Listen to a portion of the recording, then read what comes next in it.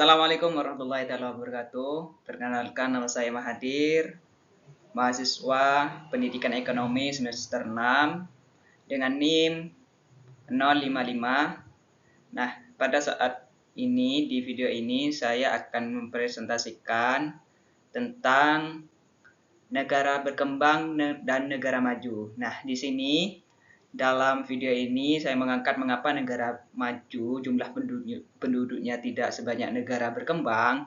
Nah, di sini saya sudah merangkum dalam redaksi-redaksi yang mana negara maju dan berkembang ini memiliki perbedaan yang signifikan. Nah, dalam jumlah penduduk, hal ini dapat dipengaruhi oleh berbagai faktor. Nah, seperti demografis, mari kita perbandingkan populasi dan tinjau faktor-faktor demokrasi utama. Nah, faktor yang mempengaruhi jumlah penduduk di negara maju, di sini teman-teman, itu ada yang namanya tingkat kesuburan atau bisa kita sebut fertilitas. Nah, yang mana itu akses pendidikan, mengacu pada akses pendidikan dan peran keluarga yang lebih baik.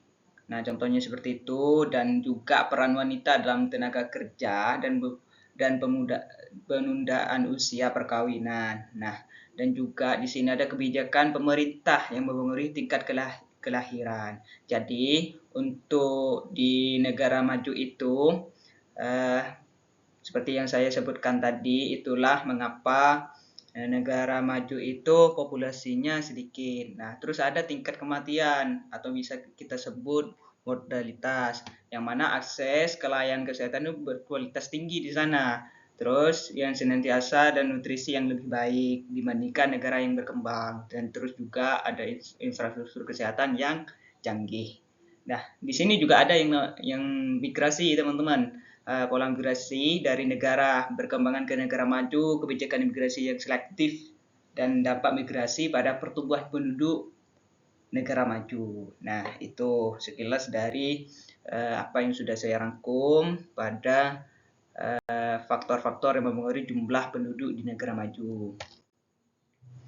Nah, terus di sini juga ada indikator negara maju dan penjelasannya, teman-teman. Sedikit saya merangkumnya juga di sini. Produk domestik bruto atau bisa yang kita sebut dengan PDB per kapita. Di situ juga mencerminkan tingkat produksi dan pendapatan yang lebih tinggi dibandingkan negara yang berkembang, berhubungan dengan standar hidup yang lebih baik, itu tujuannya. Dan juga indeks pembangunan manusia atau yang bisa kita sebut dengan IPM, mengukur harapan hidup, pendidikan, dan pendapatan mengacu pada 3 peranan itu, dan juga akses ke pendidikan berkualitas dan layanan kesehatan yang memadai. Ini sudah tentu sedikit berbeda dengan negara yang berkembang. Dan juga tingkat industrialisasi dan teknologi. Nah, negara yang maju itu sudah memaksimalkan sektor industri yang maju dan inovatif juga, dan investasi dalam penelitian pengembangan R&D itu mengadopsi teknologi tinggi di berbagai sektor ekonomi, teman-teman. Dan juga sedikit saya menyimpulkan di sini tentang apa yang sudah ditugaskan oleh dosen saya, yang mana itu kesimpulan dari perbedaan jumlah penduduk dipengaruhi oleh faktor. Yang pertama itu adalah fertilitas yang sudah saya terangkan di awal, teman-teman, dan juga ada mortalitas, ini juga sudah saya terangkan tadi, dan migrasi. Nah, juga yang faktor kedua, indikator negara maju penting dalam mengukur kualitas hidup dan pembangunan ekonomi. Nah, itu, dan yang terakhir atau yang ketiga, yang mana kesimpulan ini mencapai status negara maju melibatkan tantangan dan peluang yang perlu dihadapi. Jadi, negara berkembang dengan negara maju itu pasti sama-sama mempunyai peluang yang perlu dihadapi, serta tantangan-tantangannya untuk memenuhi target atau tujuan yang kita inginkan di setiap negara. Memang sedikit banyak itu pasti ada perbedaan yang signifikan antara negara maju dan negara berkembang.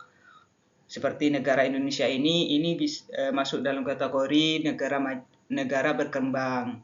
Nah, sedangkan negara maju seperti AS dan negara-negara barat lainnya. Nah, itu teman-teman.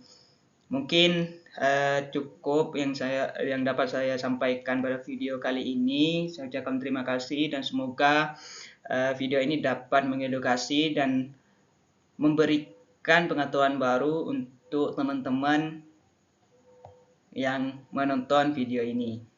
Saya ucapkan terima kasih, kurang lebihnya saya mohon maaf. Akhir kata, Assalamualaikum warahmatullahi wabarakatuh.